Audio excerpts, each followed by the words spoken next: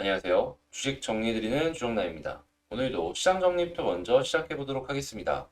일단 FOMC의 3월 의사록에 따르면 페드는 보유 채권을 매각하는 대차대조표 축소에 착수할 가능성을 시사했는데요.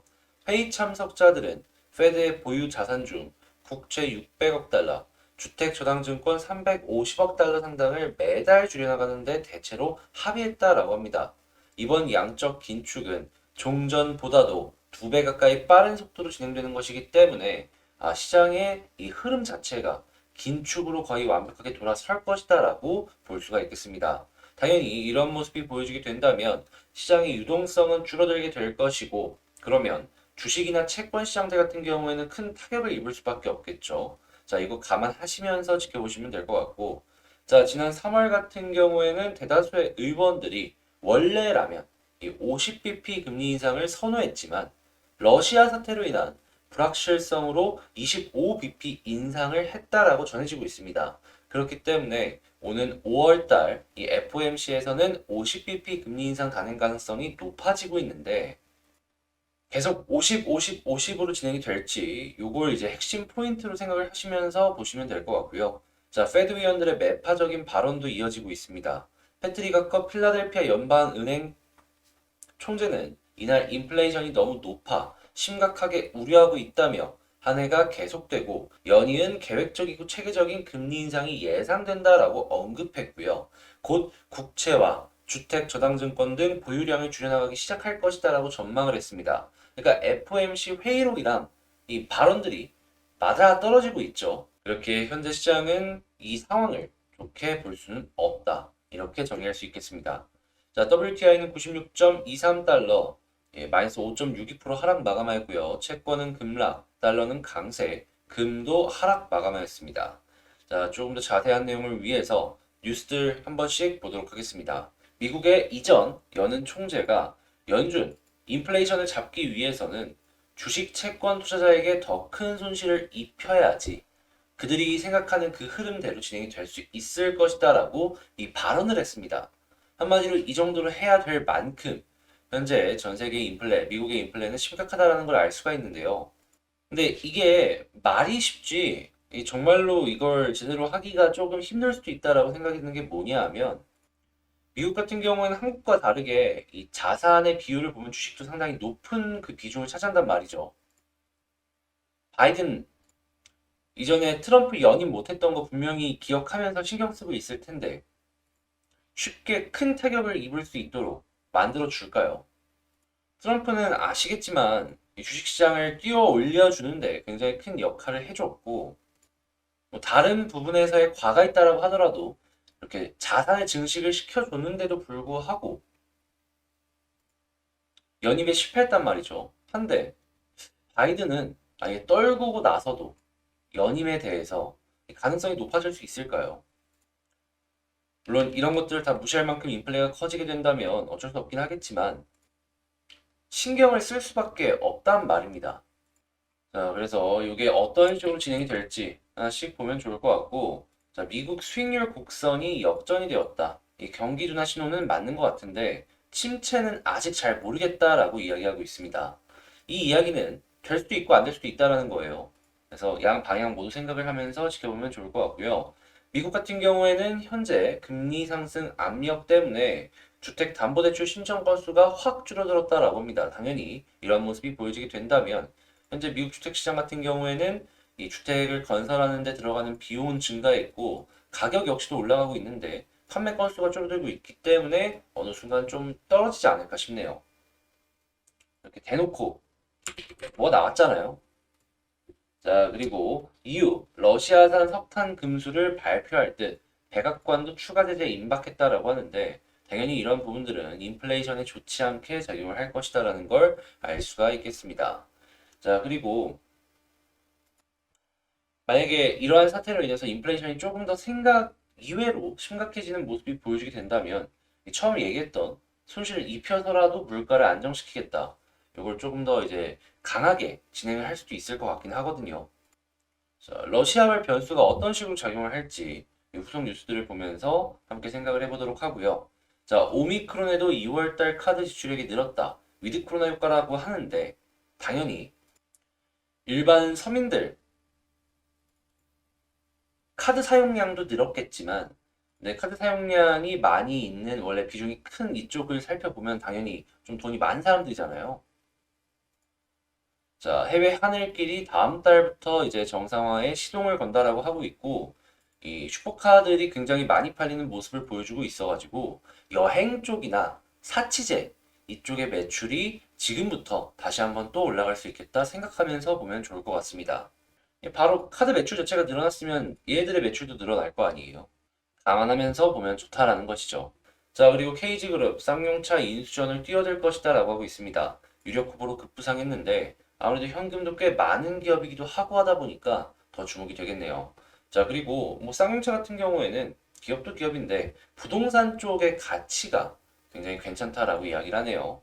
오죽하면 부동산 때문에 쌍용차 사는 거 아니냐 이런 이야기들도 나오고 있는데 투자를 함에 있어서는 여러분들 취향에 맞는 뉴스들 하나씩 하나씩 살펴보면 좋겠습니다. 자, 그리고 물동량 세계 6위 판토스, LX그룹의 캐시카우로 지금 떠오르고 있다라고 하는데 LX 인터내셔널의 자회사라고 합니다. 근데 물동량으로만 놓고 본다면 세계 6등까지 올라갔다라고 해요. 당연히 요즘에 물동량이 조금 주춤한 것 때문에 운임수가 떨어지는 모습이 보여진다라고 하더라도 아까 봤던 그 상하이 쪽의 봉쇄가 풀리면 다시 반등할 가능성이 높기 때문에 LX 인터내셔널 여러 가지 부분이랑 엮여갖고 또 올라갈 수 있겠네 생각해 볼 수 있겠죠. 요거는 이제 관심 있으신 분들 한번 살펴보시면 좋을 것 같고요. 자, 그리고 중국의 봉쇄 때문에 인도 펀드 쪽으로 돈이 몰리는 모습 때문에 지금 수익률이 굉장히 괜찮다라고 합니다. 인도 쪽에 투자를 하는 기업들, 투자 비중이 좀 높은 기업들 한번 쭉 여러분들도 관심을 갖고 살펴보시면 좋을 것 같고요. 자, 국민의 70% 원격 의료를 이용했거나 할 뜻이 있다라고 밝혔다라고 합니다. 지금 만성 질환자나 고령자들 쪽에서 찬성 비율이 높다라고 하는데 당연히 이쪽 활성화가 되는 모습이 보여지게 된다면 이제 막 시작이니까 블루오션 제대로 커나갈 수 있겠죠.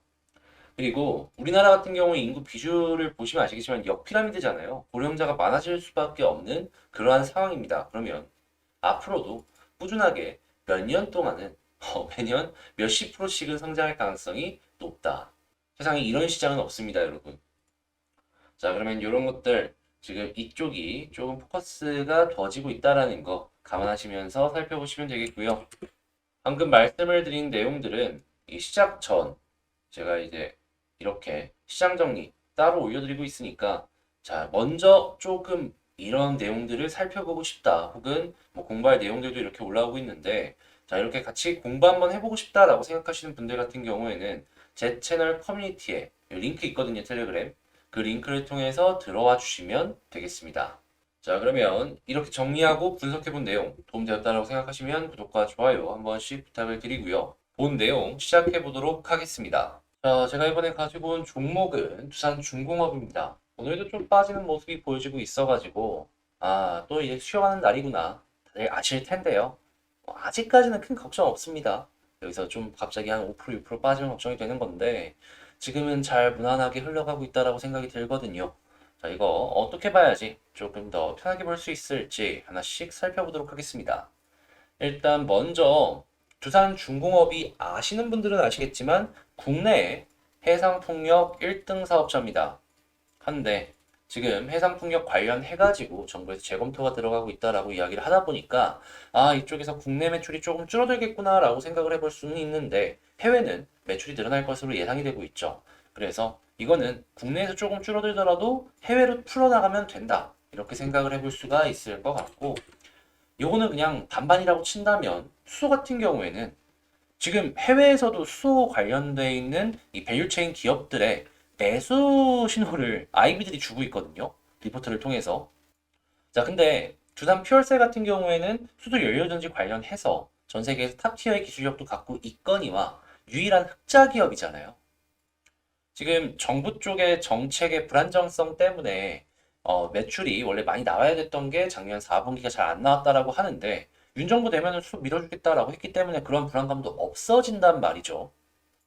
자, 그리고 지금 가스터빈도 상용화가 되었고 수소랑 같이 엮어갖고 하이브리드 만들고 나중에는 수소 터빈으로까지 간다라고 하니까 두산중공업은 자회사로 인한 이슈의 상승도 기대해 볼 수 있고 자체적인 수소 사업으로의 성장도 기대를 해볼 수가 있는 약간 이런 거 기대해 볼 수 있지 않을까 싶은 거죠, 지금 이 순간부터. 그리고 주식은 결국엔 기대감이잖아요. 이 기대감 때문에 충분히 올라갈 수 있다라는 것이죠. 그리고 이제 두산이 가장 많이 올라가게 만들어 주었던 소형 원전 같은 경우에는 건설사들이 선점을 위해서 경쟁이 치열하다라고 하는데 두산중공업은 그렇게까지 급하게 생각을 할 필요가 없죠. 이 소형 원전 SMR 기술을 갖고 있는 뉴스케일 파워에 직접 지분 투자도 진행을 했거니와 같이 이 공사도 진행을 할 테니까. 그러면 요거 돈 될 것 같으니까 선점을 경쟁을 치열하게 하고 있는 요 섹터 두산은 그냥 가만히만 있어도 물론 조금 더 움직여주긴 해야 되겠지만 큰 걱정 없이 한입 시장을 크게 베어먹을 수 있다. 자, 그러면 수소랑 원전은 매우 좋고 해상 풍력은 그냥 또이또이하다. 이 정도로 정리를 해볼 수가 있겠네요. 자, 그러면 두산중공업 차트를 좀 볼까요?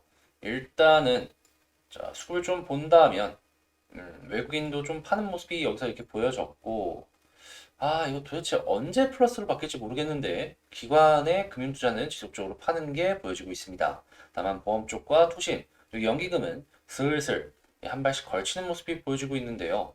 이게 플러스로 계속해서 연결이 되는 모습이 보여지게 된다면 이들이 본격적으로 매집이 시도가 되고 있구나. 요거 생각하면서 볼 수 있겠습니다. 자, 그리고 외국인 같은 경우에는 사주면 좋은 거고 안 사주면 어쩔 수 없는 거고 이 정도의 관점으로 지켜보는 게 좋을 것 같아요. 제가 생각했을 때 여기서 가장 중요한 건 결국엔 금투가 플러스로 바뀌어주느냐 마이너스로 유지가 되느냐 이거라고 저는 보거든요. 그리고 되게 대단하다고 생각이 드는 게 이렇게 빠졌는데도 주가가 그렇게까지 큰 변동이 없습니다. 힘이 확실하게 집중이 되어 있는 것 같아요. 개인이 너무 많이 사갖고 약간 불만이긴 한데 이거 플러스로 조금씩 이제 마이너스로 깎여주기 시작한다면 반등 나올 것 같긴 해요. 반등이 나오면서 깎이는 모습 보여주면은 더 올라갈 수도 있는 거고. 자, 그러면 현재 상황 선 하나만 그어보면 대충 나오네요. 네, 이런 모습이 지금 그려지고 있다라는 걸 살펴볼 수가 있겠고, 여기를 고점이라고 놓고 본다면 어깨, 머리, 어깨 이렇게 된 숄더의 그림도 살펴볼 수 있겠네요. 그러면 얘를 만약에 전략을 세워본다면 일단 지지라인 요 60일 여기까지 한번 살펴보면 될 것 같고 이 아래로 떨어진다면 비중 조절 감안하시고 보고요. 만약에 지지받고 올라간다라고 친다면 볼린저 하단 찍고 21선 돌파하면 볼린저 상단까지는 갈 수 있을 것 같은데 했을 때 여기 위에서 계속 횡보를 해준다?